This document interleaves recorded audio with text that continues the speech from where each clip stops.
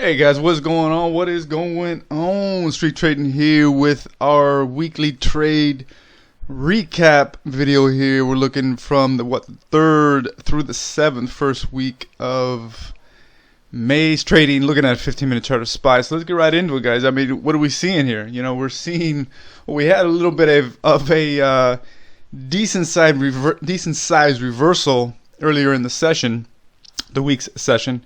Boys brought it down to a pretty key level of demand, scooping up what they need, and had that strong reversal. I mean, they definitely shifted the sentiment, as you can see momentarily. There did appear to be that we're going to have some increased selling pressure throughout the week, but as you can see, you know, they just brought it down to the demand, scooped up at around that 411, 412, then took it back up.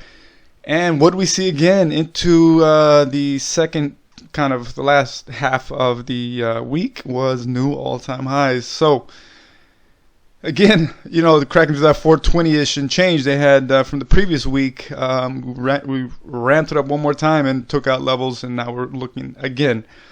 Guys, I mean, the market just is not stopping. I mean, literally, perma bears are getting their balls squeezed. You shouldn't be perma anything, but anybody that's fighting the market to the upside is getting their ass handed to them. Listen, there's obviously plenty of opportunities to the downside. We trade shorts every single session. It doesn't matter if the market's pushing up. Just as a benchmark overall, obviously the market's pushing higher. So, you know, don't fight the obvious, guys, right? If someone's ready to rip, let it rip and, you know, take your chunk. But don't fight and try to top tick anything, because at the end of the day, you're going to get squeezed, right? You're going to get squeezed. If the momentum, if the sentiment is obviously under selling pressure, then you trade that momentum, right? That it's an isolated instance.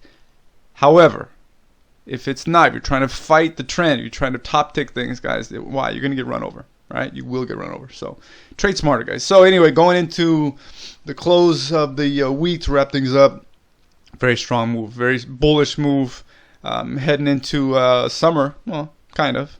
We're getting into pretty halfway of May here, so we're looking, you know, summer's around the corner. Obviously, summer trading is a little different than any other time of the year, but there'll be plenty of opportunity like we've been seeing, guys. So again, to the upside or to the downside, we got a pretty decent size recap list here. We had some solid trades to the upside, some solid breakouts off our weekly, and we have plenty of continuations and gap downs from shitty earnings this week as well from our daily trade ideas. So let's get into some trades we took, some things we missed, some key lessons that we can all look at and use, you know, keep in our toolbox for future reference. And that, at the end of the day, that's what it's about, guys, right? You want to see things happening over and over and over again, so you can kind of build that, you know, strong conviction when you see it unfolding.